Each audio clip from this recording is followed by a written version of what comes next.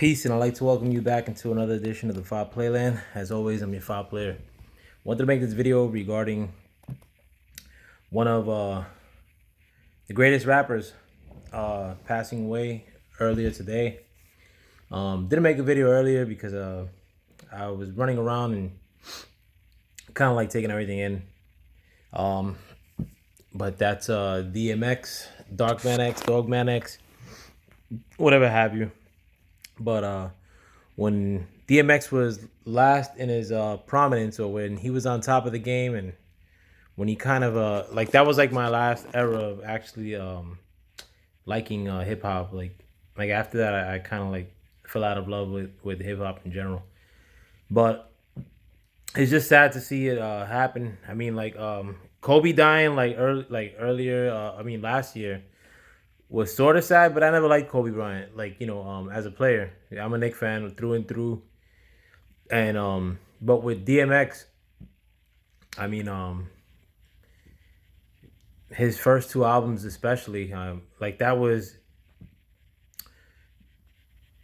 to me like one of the last golden ages of hip hop. Like some people will say '94, but for me, I mean that was like when I was being a bad boy. And my best friend was like he'll tell you that DMX is the greatest of all time. My best friend Sofrid. But right around that time, I mean, like, was like kind of like when he and me and a lot of my other friends were running around. Um, and Subsequently, that friend we were just talking about earlier today is um, he ended up going to jail like right after his second album for attempted murder. And he said he would fight people in jail over it and work out to DMX's music. And it was the same thing for me as far as like, just repping, like, that was like my repping times and hanging out in front of Sunset Pool, getting into fights, like, and people don't even do that, like, as far as like hang out in mass, like we used to do on my block on 44th and 45th and 6th Avenue. Um, but DMX is always like the soundtrack to that music. And coincidentally too, my other friend, Bat, he actually died last month, and he was a humongous DMX fan. Like, in addition to like that was like when me and him were also running around. And it just sucks like because you start to feel old when these things happen. And that definitely didn't feel like it happened a long time ago as far as DMX coming up in the game and whatnot. To me, that feels like it was 2 summers ago, you know. But it's real sad. I mean, like me and my wifey would watch the show. Damn, what the hell was it called? Oh, Couples Therapy, like on VH1, I think it was. And like DMX is like was one of the people on the show. And um like he went there with like his baby's mom. And his mom came onto the show like because he was saying like how his mom affected him. And like he was like crying and all this stuff. But DMX was always like the real dude, like even like when he was on top, like he never had like crazy jewelry like that. Sometimes he would wear the double R like chain that you could tell was iced out, but most times he had the dog collar on. And it, some people thought it was gimmicky, like, and like kind of like turned on DMX because he was like there was a little bit of an overexposure at that time. But you got to remember too, like, um, you know, he never changed like from how he was. Like people always like said that they would bump into him, and he would talk like a regular dude.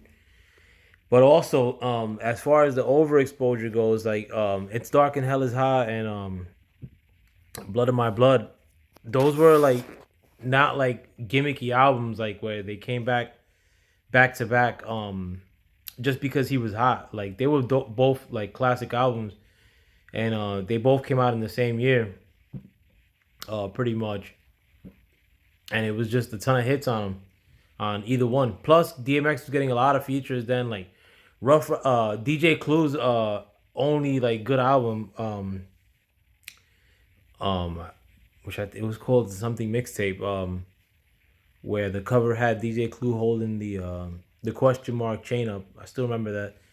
But the only the real song that separated everything from on that album was the Rough Riders remix, Rough Riders anthem remix. That had Dragon and you know DMX with EVE on it. Um, oh, I think Jada was on it too. But you know, there are a lot of other times I like with like where DMX like made a song in that era. Um, trying to think what other songs like where he was like kind of like the feature like the Onyx Shut 'Em Down remix with him Noriega. Um, the Cameron song, I forgot the name. Like there was a Cameron track that DMX kind of like it's like an underrated track too. But anyway, like I mean, like so like a lot of that stuff, like I at that time, like people considered it like overexposure, and like we're kind of like turning on DMX, and then he had his little fall from grace, and then he started getting locked up, and didn't have an album till like 2004. I think it was Grand Champion, but and he kind of like fell out of some people's radar, and then stupid Georgia rap started taking over Southern rap, and people forgot about how great DMX was. But I mean, like it's part of like my childhood in a sense or teenage years. Um, a good chunk of it like disappearing because I went through so much stuff like when DMX was popping like personally, and that was kind of like the anthem, to what was happening in New York. Like the Bloods were like humongous, the news would always report on gang stuff and like right being in the thick of it, like it was kind of like they're telling story about you pretty much like in a sense. But it's just very reminiscent, like or a reason to reminisce, I guess, like with all this stuff happening.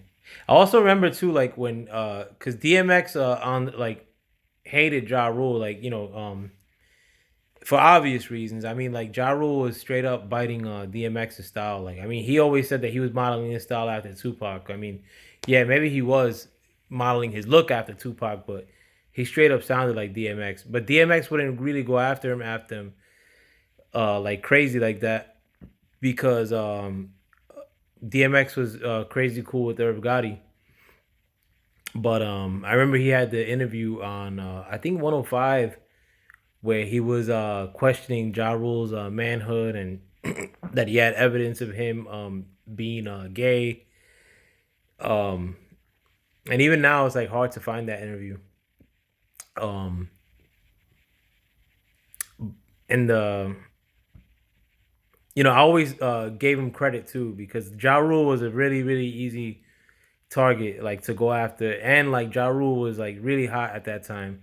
Another guy that like suffered through the overexposure, like when they put Ja Rule on every song for a while. Um, and you see how easy it was for 50 Cent to like topple Ja Rule. Well, like DMX had every chance to do the same thing, and he didn't out of respect for Irv Gotti. DMX like also like was um not calling like never really called out um what's his face Foxy Brown's ex boyfriend or ex husband, except in like in the song lose my mind, where he just said like Slim, or he called him as Slim, but he ain't actually put his name out, or corrupt like. But and you got to give him credit for that too. He probably didn't want to put Foxy Brown's business out there like that, like so he, even though corrupt dissed him in calling out names, but DMX was kind of like very respectful and not calling him out, um, or make trying to make a living off of dissing him. But that just goes as a testament like to his character, like where even though like you know he could have been airing these dudes out and bringing a little controversy like in his direction, he didn't. And I kind of gave as a young person, I was like, man, like maybe he should just blow past these dudes. Even though I was a corrupt fan, not so much Ja Rule. But now that I'm older, maybe there was reason as to why he didn't really want to go in on them. But you know, just a dope era of rap. Like my real last era of liking rap, and the biggest portion part of that, kind of just passed away. And I do have DMX rated above Biggie. Like Biggie only had two albums. Um, DMX had two albums that could go head to toe, head up with Biggie's two albums, and in addition to having other work, DMX, I have him above Jay Z as well. Jay Z, his only albums worth the shit were Blueprint, and I actually have Blueprint as a better album than Reasonable Doubt. The Doubt is a classic album too. They're both 5-star albums, but I don't think they match up with Dark and Hell is Hot and Blood of My Blood personally. Um, but I mean Nas. I mean, as far as the album department, I gotta say he's a little overrated. Even though I have him as one of my greatest of all time, but you know, I think DMX's two albums blow out Nas's two albums. Any of Nas's two albums. Um, Also, too, the album with Ether, I forgot the name of it, is not a great album. Only a handful of songs are really dope on that album. Not every album, not every song. Um, but you know, Outkast, I they could probably bring a little bit of heat towards DMX because Outkast has every Outkast album is world class, but no Outkast album, Outkast album is better than and those two DMX albums. Wu Tang, I mean, like as a collective, maybe they could fuck with DMX, but that's kind of tough too. You know, the Genius album was really good, um,